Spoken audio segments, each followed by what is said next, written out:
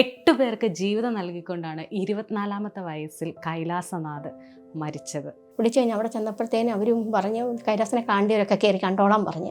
എനിക്കന്നേരം മനസ്സിലായി ഇവൻ എന്തോ അപകടം പറ്റി കിട്ടത്തില്ലെന്ന് തോന്നുന്നു. അപ്പോൾ എന്നോട് ഒന്ന് ചോദിച്ചു നമുക്ക് കൈലാസനെ കിട്ടത്തില്ല, അതുകൊണ്ട് അവൻ്റെ അവയവങ്ങളൊക്കെ ദാനം ചെയ്യാൻ നിങ്ങൾക്ക് സമ്മതമാണെന്ന് എന്നോട് ചോദിച്ചു. ഞാൻ പറഞ്ഞു ആദ്യം ഞാൻ സമ്മതിച്ചില്ല. നമ്മൾ അന്നത്തെ ഒരു അവസ്ഥയ്ക്ക് നമുക്ക് എന്താ പറയേണ്ടതെന്ന് അറിയത്തില്ലല്ലോ. പക്ഷേ നമുക്കങ്ങനെ ഇങ്ങനെ ഒരു വീട് വെച്ച് തരുമോ ഒന്നും ഞങ്ങൾ മനസ്സിലോർത്ത കാര്യങ്ങളല്ല. പക്ഷേ എല്ലാവരും ഞങ്ങൾ DYFI എല്ലാവരും ഞങ്ങളുടെ കൂടെ നിന്ന് നല്ലൊരു വീട് വെച്ചത്. അവൻ മാത്രമില്ല വീട്ടിൽ. കൂടെ കിഡ്നി കൊടുത്തവൻ്റെ ഫോട്ടോ ഇരിക്കുന്നത്. അവർ ഫോട്ടോയൊക്കെ കൊണ്ടു തന്ന് ഇതെല്ലാം തന്നിട്ട് അവൻ ഈ വീട് അവന് ഭയങ്കര ആഗ്രഹമായിരുന്നു വീട് വെക്കണമെന്ന്. അവൻ മരിച്ചു എന്ന് പറയുന്നത് ശരീരം മാത്രമല്ലല്ലോ, അവന്റെ എല്ലാ അവയവങ്ങളും ഓരോ സ്ഥലത്തുണ്ടല്ലോ. പിന്നെ ഇത് അവൻ്റെ മെഡിക്കൽ സ്റ്റോറിൽ അവർ തന്ന അലമാരി. പിന്നെ ഇത് അവൻ്റെ ഹൃദയം കൊടുത്ത ഒരു പെരുമ്പാവൂരുള്ളവർ തന്ന ഇത്. പിന്നെ ഇത് കരൾ കൊടുത്തവർ തന്ന ഫ്രിഡ്ജ്.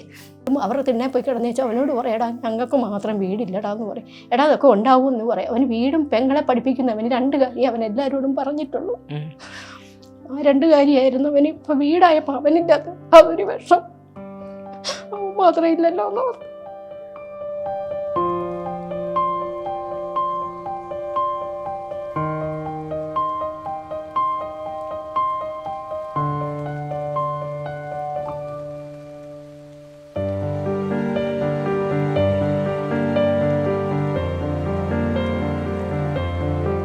ഞങ്ങളെ ഇരുത്തിയിട്ട് അവൻ പോയത് എനിക്ക് ഏറ്റവും വലിയ സങ്കടം.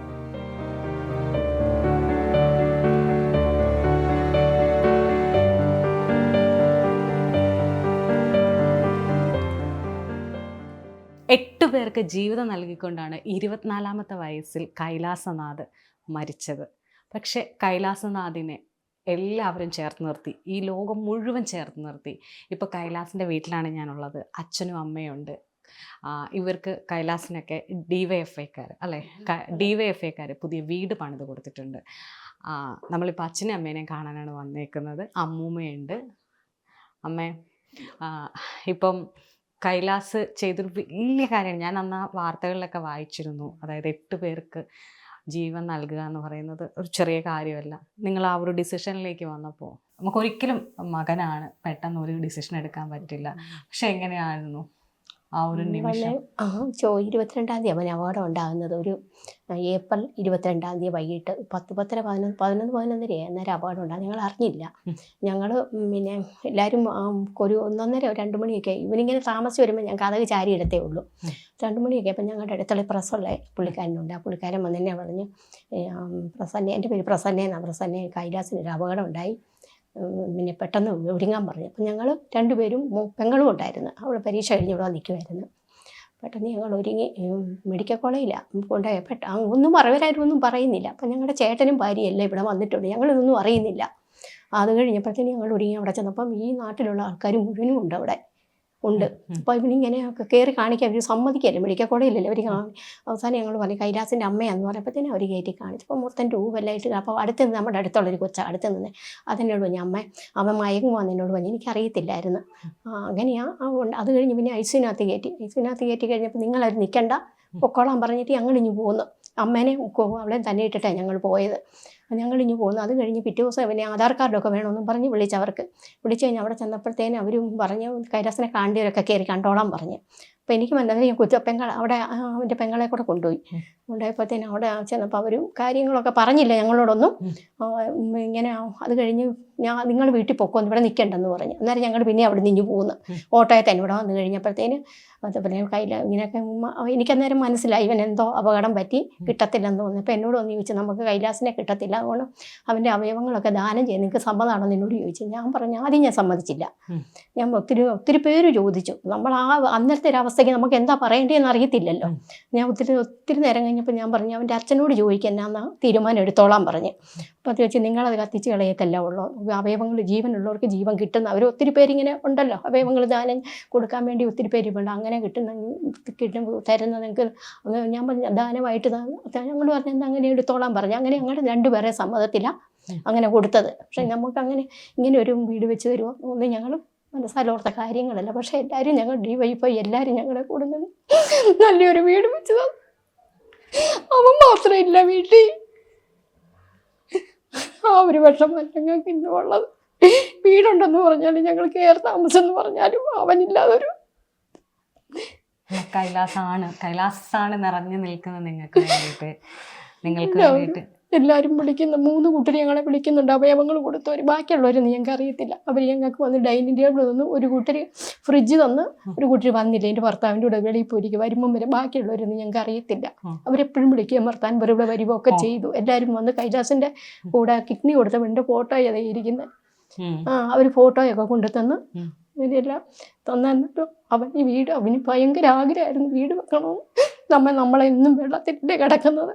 ഇനി ഒരിക്കലും ഞാൻ പെര വിട്ട് ഞാൻ എങ്ങും പോകത്തില്ല. എത്ര വെള്ളം കയറിയാലും തലവന്ന് കയറിയാലും ഞാൻ ഇവിടുന്ന് ഇറങ്ങി പോകത്തില്ലെന്ന്. എന്നു വെച്ചാൽ ഞങ്ങൾ വീട് വിളിക്കുമ്പോൾ ഞങ്ങൾ അനിയത്തിൻ്റെ വീട്ടിലല്ല എൻ്റെ വീട്ടിലാണ് പോകുന്നത്. ഇതുപോലെ വെള്ളം കയറുമ്പോൾ അന്നേരം അവന് ജോലിക്ക് വരാൻ ബുദ്ധിമുട്ടാണ്. കോട്ടയത്ത് മെഡിക്കൽ സ്റ്റോറിലായിരുന്നു ജോലി, ജബിൻ മെഡിക്കൽ സ്റ്റോറിൽ. അന്നേരം വരാനുള്ള ബുദ്ധിമുട്ട് കൊണ്ട് അവൻ പറഞ്ഞു, ഞാൻ ഇനി ഒരിടത്തും പോയി എത്ര വെള്ളം കയറിയാലും ഞാൻ ഇവിടെ കിടക്കുള്ളൂ എന്ന് പറയാം. നമുക്ക് എങ്ങനെയാലും വര പണിയണം. അമ്മ എപ്പോഴും അമ്മയോടും പറയും, സാവിയമ്മ നമുക്ക് സാവിത്രിയമ്മ നമുക്ക് വര പണിയണം എന്നൊക്കെ പറയും. അന്നേരം പറയും, ആ പെര പണിയാന്നൊക്കെ പറയും. എനിക്ക് ഒരു സമയമുണ്ടല്ലോ. ഞാൻ പറയടാ, പെട്ടെന്ന് ഇങ്ങനെ പണിയാൻ പറ്റത്തില്ല. എന്ന് വെച്ചാൽ അച്ഛൻ്റെ പേരില്ല അവിടുത്തെ സ്ഥലവും പെരയും കിടക്കുന്നത്. ഇപ്പോൾ 10-24 വർഷമായിട്ട് ഞങ്ങളുടെ വേറെ പേരിലോട്ട് ആക്കിയില്ലായിരുന്നു. ആ പണിയാന്ന് പറയും. അമ്മ എനിക്കത് അമ്മയുടെ കൂട്ടുകാരോടെല്ലാം അവൻ പറയും, അവൻ്റെ കൂട്ടുകാരനത്. അതിനോടും അവർ തിന്നെ പോയി കിടന്നു വെച്ചാൽ അവനോട് പറയടാ, ഞങ്ങൾക്ക് മാത്രം വീടില്ലടാ എന്ന് പറയും. എടാ അതൊക്കെ ഉണ്ടാവും എന്ന് പറയും. അവന് വീടും പെങ്ങളെ പഠിപ്പിക്കുന്നവന് 2 കാര്യം അവൻ എല്ലാവരോടും പറഞ്ഞിട്ടുള്ളൂ. ആ 2 കാര്യമായിരുന്നു അവന്. ഇപ്പം വീടായപ്പോൾ അവനില്ലാത്ത അതൊരു വിഷം മാത്രം ഇല്ലല്ലോ എന്ന് പറഞ്ഞു. അമ്മ പറഞ്ഞ പോലെ ആ 8 പേരുടെ മുഖം കാണുമ്പോൾ തന്നെ അമ്മയ്ക്ക് എന്താ പറയാ, കൈലാസ് എങ്ങും പോയിട്ടില്ലല്ലോ. കൈലാസ് അവിടെ തന്നെ ഉണ്ട്. ഇപ്പം അവരാണേലും വരുവാറും എടുക്കാറും സംസാരിക്കാറും ഒക്കെ ഉണ്ട്. 2-3 കൂട്ടർ എപ്പോഴും വിളിക്കുകയും വർത്താനം പറയുകയൊക്കെ ചെയ്യും. ബാക്കിയുള്ളവരെയൊന്നും ഞങ്ങൾക്ക് അറിയത്തില്ല. ഇപ്പം എനിക്ക് തോന്നുന്നു കൈലാസിന്റെ ആരോഗ്യമന്ത്രി ഉൾപ്പെടെയുള്ളവര് ഇവിടെ വന്ന്, മന്ത്രിമാരൊക്കെ വന്നായിരുന്നു, എല്ലാവരും വന്നായിരുന്നു, ആദരിച്ചു അല്ലെ കൈലാസിനെ കുറിച്ചിട്ട്. ഭയങ്കര ഒരു ചടങ്ങോടുകൂടി അവനെ ഇവിടെ കൊണ്ടുവന്നതും. അതൊന്നും എനിക്കറിയത്തില്ല, ഓർക്കുന്നില്ല. എല്ലാവരും പറഞ്ഞ് ഇങ്ങനെ കൊണ്ടുവന്നെന്ന് പറഞ്ഞു. കൈലാസിന്റെ വിയോഗം ഒരു കാലത്തോ അമ്മയ്ക്ക് അച്ഛനും ജീവനുള്ളിടത്തോളം കാലം നിങ്ങൾക്ക് ഒരിക്കലും ഞങ്ങളെ ഇരുത്തിയിട്ട് അവൻ പോയത് എനിക്ക് ഏറ്റവും വലിയ സങ്കടം. ഇപ്പൊ പെങ്ങൾ എന്ത് ചെയ്യും? നേഴ്സിംഗ് പഠിക്കുന്നു, ബാംഗ്ലൂർ പഠിക്കുന്നു. 20-ാം തീയതി അവധി അന്നേരം വരും. വന്നിട്ട് പോയതാ, കേരളാമസന് വന്നിട്ട് 2 ദിവസത്തിന് അവധിക്ക് വന്നിട്ട് പോയി. പിന്നെ അമ്മൂമ്മേ, അയ്യോ കരയാനല്ല നമ്മൾ വന്നേ, ഞങ്ങൾക്കറിയാം വിഷമങ്ങളൊക്കെ. അയ്യോ ഞാൻ വന്ന് കരഞ്ഞ എനിക്കും വിഷമാവും, എനിക്ക് ഒത്തിരി വിഷമാവും. ഞാൻ കുഞ്ഞു കാര്യം കേട്ടാൽ കരയും. എനിക്ക് സഹിക്കാൻ പറ്റുന്നതിൻ്റെ അപ്പുറമാണ് ഇതൊക്കെ. എൻ്റെ കൊച്ചുമകനല്ലേ ആദ്യം ഉണ്ടായതല്ലേ, എനിക്ക് സഹിക്കാൻ പറ്റുമോ? ഇപ്പം അവരെത്ര നാൾ എടുത്തിട്ടായി വീട് പണിത് വന്ന്? 5 മാസം എന്ന് പറഞ്ഞാൽ ഞങ്ങളുടെ ഇവിടെ 3 മാസം കഴിഞ്ഞാൽ ഞങ്ങൾ കൈലാസ് മരിച്ചു കഴിഞ്ഞ ചേട്ടൻ്റെ വീട്ടിലോട്ട് പോകുന്നത്. അപ്പോൾ 5 മാസം കറക്റ്റായപ്പോൾ അവർ പെര പണിത് തന്നു. നിങ്ങളെയൊക്കെ സേഫ് ആക്കിയില്ലേ കൈലാഷ്? എല്ലാവരും സേഫ്. എല്ലാവരും പറയായിരുന്നു എന്നെ വിളിക്കുന്ന സാവിയെന്ന്. സാവി മരിക്കുമ്പോൾ എനിക്ക് ബലിയിടണം. കൂട്ടുകാരോട് അവനെല്ലാം പറയുമായിരുന്നു, അതിനത് മറയ്ക്കണം, എനിക്ക് ബലിയുടെ സാവി മരിക്കുമ്പോൾ ഞാൻ ബലിയിടേണ്ടതാണ് കൂട്ടുകാരോടൊക്കെ. അമ്മ കരയാതെ. ഞാൻ ഇപ്പം കരഞ്ഞാൽ അത് കൈലാഷിന് ഭയങ്കര വിഷമാവും. നിങ്ങളെ ഒന്നും കരയിച്ചാലേ അത് കരയാൻ സമ്മതിക്കത്തില്ല. ഞാൻ ഉറങ്ങിയിട്ട് 1 വർഷക്കാരായി. ഇപ്പം എനിക്ക് എൻ്റെ സമ്മതല തെറ്റി വരുമ്പോൾ അതുകൊണ്ട് ഞാൻ ഒതുങ്ങി നടക്കും. പ്രഷറൊക്കെ കൂടുതലാണ്. ഡോക്ടർ ഒത്തിരി വഴക്ക് പറഞ്ഞു, അമ്മച്ചി നിന്നെ വിഷമിക്കുന്ന. അമ്മച്ചി കരയരുതെന്നല്ല, അമ്മച്ചി നമ്മുടെ മനസ്സിൽ പോകില്ല, അമ്മച്ചി എങ്ങും പോകത്തില്ല. അമ്മ പറഞ്ഞില്ല, അമ്മച്ചിക്ക് ഒരാളല്ല, കൈലാസിനെ പോലെ 8 പേരെ കിട്ടിയിട്ടുണ്ട് അമ്മച്ചി. അപ്പൊ ചേച്ചിക്ക് ഒരു അവയവദാനത്തിന് അന്ന് ചേച്ചിക്ക് പറഞ്ഞ പോലെ ആദ്യം എനിക്ക് സമ്മതം ഇല്ലായിരുന്നു, ഞാൻ ഒന്നും മിണ്ടിയില്ല. പിന്നെ തെരുതര വന്ന് ചോദിച്ചപ്പോൾ ഞാൻ അന്നേരം പറഞ്ഞു, അവനെ കത്തിച്ച് കളയത്തല്ല ഉള്ള, നിങ്ങൾ അങ്ങനെ ജീവൻ കിട്ടുന്നവർക്ക് കിട്ടണം, അതങ്ങനെ ചെയ്യട്ടെ, നിങ്ങൾ കിട്ടത്തില്ലെന്ന് ഡോക്ടർ. അതുവരെ നമ്മൾ കേൾക്കാത്ത ഒരു കാര്യമല്ലല്ലോ ഒരു അവയവദാനോ, നമ്മൾ കിട്ടത്തില്ലെന്ന് ഡോക്ടർ നമ്മളോട് പറഞ്ഞപ്പോൾ പിന്നെ അത് കഴിഞ്ഞപ്പോൾ എല്ലാവരും പിന്നെ തെരുതര ഇങ്ങനെ ഓരോരുത്തർ ചോദിച്ചുകൊണ്ടിരിക്കുക. അന്നേരം ഞാൻ പറഞ്ഞു എൻ്റെ അച്ഛനോട് ചോദിച്ചിട്ട് സമ്മതം എന്നാന്ന്. അങ്ങനെ ഞങ്ങൾ പിന്നെ ചോദിച്ച് സമ്മതിച്ച് ഒപ്പിട്ട് കൊടുത്ത് അങ്ങനെയാണ് എടുത്തത്. ഇതിപ്പം കൈലാസ് നമുക്കിടെ ഇടയിലെല്ലാം ഉണ്ട്. അപ്പൊ കൈലാസിന് ഇഷ്ടപ്പെട്ട രീതിയിൽ ഇപ്പൊ ഞാൻ പറയാം സുഹൃത്തുക്കളും പാഠ്യപ്രവർത്തകരൊക്കെ വീട് എല്ലാവരും ഉണ്ട്. എല്ലാരും വീട് വെച്ച് തന്നു. നമുക്ക് ഈ വീടൊന്നും എന്നെ ഒന്ന് കാണിക്കും. കാണിക്കാം. വീടിനകത്തോടെ സാധനം എല്ലാവരും തന്നതാ. അങ്ങനെ അമ്മച്ചി അതെല്ലാം കൈലാസം നിങ്ങൾക്ക് വേണ്ടിയിട്ട് ഉറപ്പിച്ചു വെച്ചിട്ട് ഉറപ്പിച്ചതല്ലേ? ഓരോരുത്തരും തന്നായി കാണുന്നില്ല, ഞങ്ങള് മേടിച്ചു. അച്ഛനെന്താ ജോലി?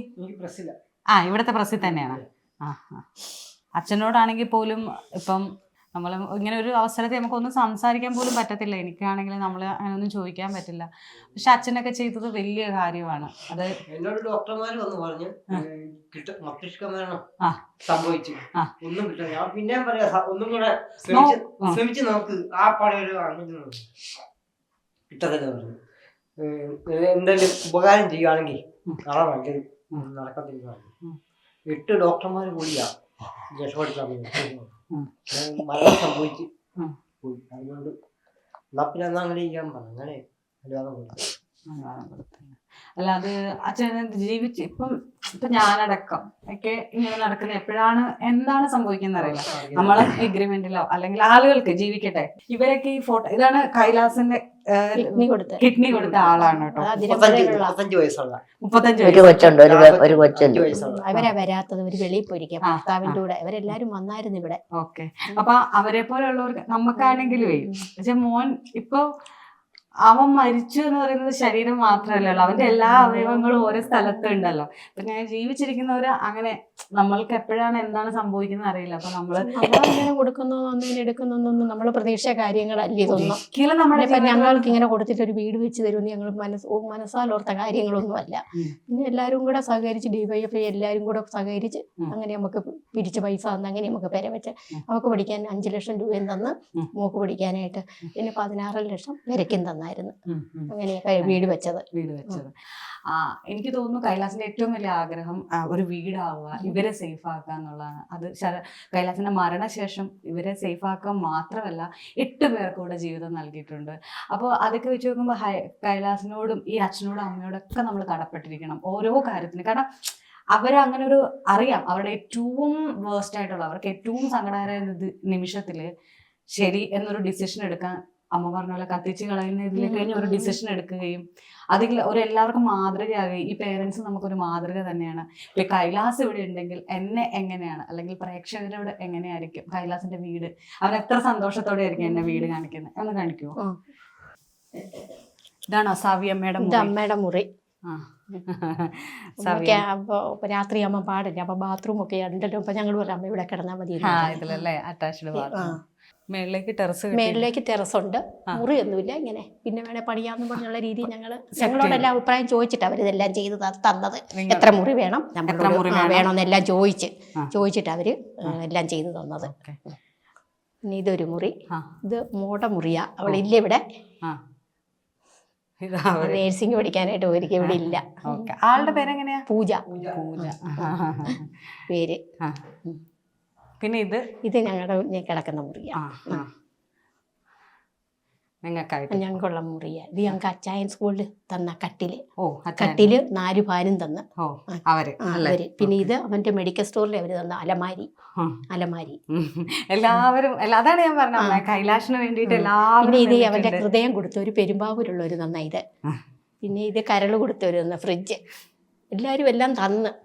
അല്ല അമ്മ പറയുമ്പോൾ എന്റെ ഒരു ഫീൽ പറയട്ടെ,